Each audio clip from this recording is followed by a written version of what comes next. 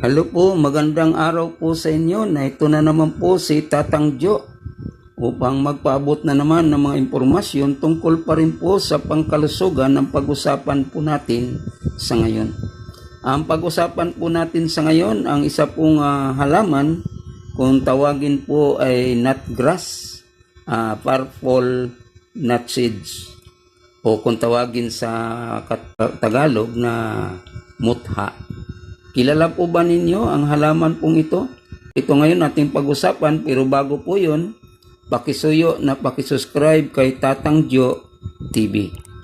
Alam po ba ninyo na ang halamang ito ay namahalagas para po sa ating pangkalusugan? Halimbawa, malaki ang tulong lalo na kapag tayo ay nagdudumi.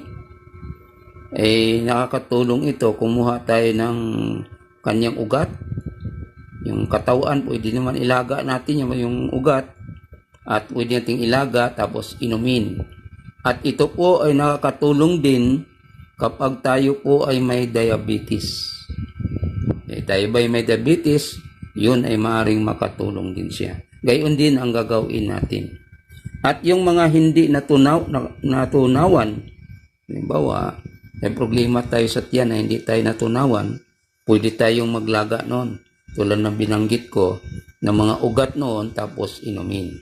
Kapag may problema tayo sa balat, halimbawa mayroon tayong pimples at yung mga problema sa balat, mga butol-butol, ang gagawin natin, kumuha tayo ng ugat noon, o laman noon, ugat, pitpitin natin tapos ipahid natin doon sa mismong problema natin sa balat. At alam po ba ninyo na ang halamang ito ay nagtataglay ng antioxidant, anti-inflammatory. At ito rin ay nagpababa ng ating blood sugar. At ito din ay nakakatulong sa pagpuksa doon sa mga bakterya o pagpatay doon sa mga bakterya, tulad na lang yung bakterya sa ngipin. Kapag may bakterya tayo sa ngipin, kaya nabulok yung ating ngipin, mahil sa mga bakterya nito. At yun ay makatulong ang nasabing halamang ito, ugat ng halamang ito, laman, pwedeng ilaga at inumin. At isa pa, ito po ay nagpapaba ng ating timbang. Kapag tayo ay mataba o malaki, pwede nating pagpababa tayo ng timbang, maglaga tayo. Ito pala pong halamang ito ay nakakatulong lalo na dun sa mga nilalagnat.